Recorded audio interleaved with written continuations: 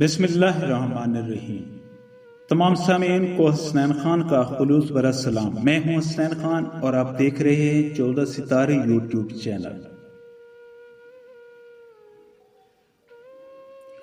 London میں ایک پاکستانی مسلمان تھا جو پیشہ سے کارپینٹر تھا۔ کسی یہودی نے اس کارپینٹر سے اپنے گھر کے ڈیکوریشن اور اس میں فرنیچر کا کام کرانے کا معاملہ کیا۔ یہودی شخص نے اس مسلم سے صاف طور پر کہا کہ اگلے ماہ 4 تاریخ کو ہمارے یہاں ایک تقریب ہے، اس وقت کام مکمل ہو جانا چاہیے۔ مسلم کاریگر نے بھی حامی بھر لی، بلکہ اگلے ماہ نہیں، اسی ماہ کے 20 تاریخ تک کام مکمل کر لینے کا وعدہ کر لیا۔ لیکن ہوا ایسا کہ 20 تاریخ گزر کر اگلے ماہ کی 4 تاریخ بھی آ گئی، لیکن کام آدھا بھی مکمل نہیں ہو پایا تھا۔ اس دوران یہودی اسے بار بار یاد دہانی کراتا رہا، یہاں تک کہ مقررہ تاریخ آ گئی۔ یہودی نے صبر و تحمل کا مظاہرہ کیا اور اپنی تقریب کسی اور جگہ پر کر کے خاموش بیٹھ گیا۔ قریب 2 ماہ کے بعد وہ مسلم کاریگر یہودی کے پاس پہنچا اور کام کے مکمل ہونے کی خبر دی اور اپنا معاوضہ طلب کیا۔ یہودی نے بھی ٹھان لی کہ اس شخص کو مزہ چکھانا ہے۔ چنانچہ وہ یہودی اس مسلم کو روز یہ کہہ کر واپس بھیج دیتا کہ ابھی پیسے نہیں ہیں، کل لے لینا۔ اسی طرح ٹال مٹول میں 2 ماہ گزر گئے، لیکن اس مسلم شخص کو معاوضہ نہ مل سکا۔ اس نے تنگ آ کر اس ربی یہودی عالم کے پاس گیا جس کے یہاں وہ یہودی اکثر آیا کرتا تھا۔ مسلم نے اس یہودی عالم سے شکایت کی۔ عالم نے مسلم شخص کو تسلی دی اور ایک چھوٹی سی پرچی میں کچھ لکھ کر دیا اور کہا کہ یہ بند لفافہ اس یہودی شخص کو دے دینا، وہ پڑھتے ہی تمہارا پیسہ دے دے گا۔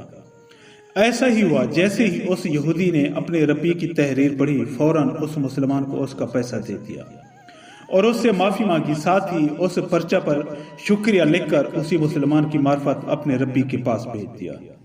اس مسلمان کے دل میں بہت زیادہ تجسس ہوا کہ آخر کیا وجہ ہوئی کہ میں اتنے دن سے پریشان ہوں، گریہ وزاری کرتا ہوں، لیکن اس نے مجھے میرے پیسے نہیں دیے۔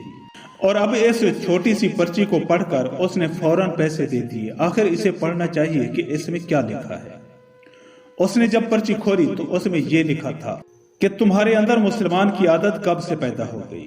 جس قوم میں عہد و پیمان اور اپنی زبان سے کیے ہوئے وعدے کی خلاف ورزی کی گندی عادت پیدا ہو جاتی ہے، وہ قوم دنیا میں ذلیل و رسوا ہو جاتی ہے، زوال کی شکار ہو کر دوسری قوموں کی ماتحت ہو جاتی ہے۔